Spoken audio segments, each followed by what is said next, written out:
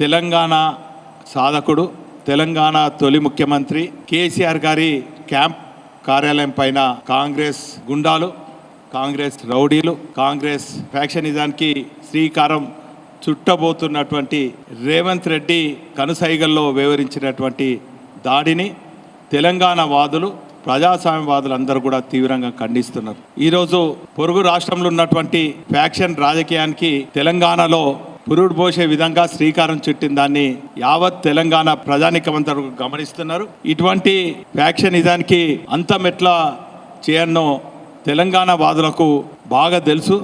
అందులో గతంలో కూడా ఫ్యాక్షన్ రాజకీయాలు ఇక్కడ చేయబోతున్నటువంటి నాయకులకు ఏ గతి అయిందో రేవంత్ రెడ్డి కాంగ్రెస్ గుండాలకు కూడా అదే గతి కాబోతుంది అన్నటువంటి విషయాన్ని ఈ సందర్భంగా తెలియజేస్తున్నాను. కేసీఆర్ గారి నాయకత్వంలో తెలంగాణ సాధించడమే కాకుండా ఒక సంక్షేమానికి, ప్రగతికి దేశంలోనే ఆదర్శంగా చేసినటువంటి నాయకుని క్యాంప్ కార్యాలయం పైన దాడి చేయడాన్ని చూస్తే యావత్ తెలంగాణ ప్రజానికం పైన దాడిగా ప్రజలందరూ కూడా భావిస్తున్నారు. దేనికైనా సరైన సమయంలో, సరైన రీతిలో తెలంగాణ వాదులు ఖచ్చితంగా ఇటువంటి ఫ్యాక్షన్ రాజకీయానికి, గుండా రాజకీయానికి మరి జవాబు చెప్తారన్నటువంటి విషయాన్ని కూడా ఈ సందర్భంగా తెలియజేసుకుంటూ, వాస్తవంగా కాంగ్రెస్ నాయకులు కానీ, రేవంత్ రెడ్డి కింద పనిచేస్తున్నటువంటి కాంగ్రెస్ నాయకులు కానీ ఫ్రస్ట్రేషన్లో ఉన్నారు. వాళ్ళు ఏదో కార్యక్రమం తీసుకున్నారు, 100 రోజుల కార్యక్రమం, ఇదే ప్రజాపాలన ప్రగతి నివేదికన ఏదో కార్యక్రమం తీసుకున్నారు.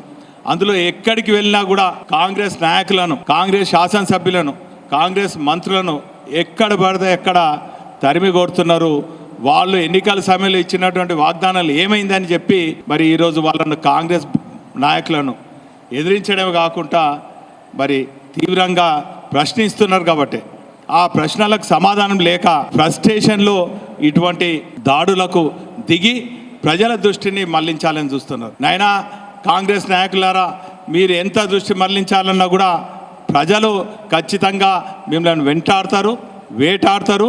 మీరు ఎన్నికల సమయంలో ఇచ్చినటువంటి మేనిఫెస్టోలో ఇచ్చినటువంటి అంశాలన్నిటిని కూడా ఖచ్చితంగా అమలయ్యే వరకు కూడా ఒక బాధ్యత వంటి గులాబీ సైనికులుగా, బీఆర్ఎస్ పార్టీ నాయకులుగా మరి ఇటు శాసనసభలో కానీ, ఇటు బయట ప్రజాక్షేత్రంలో మిమ్మల్ని ప్రశ్నిస్తామని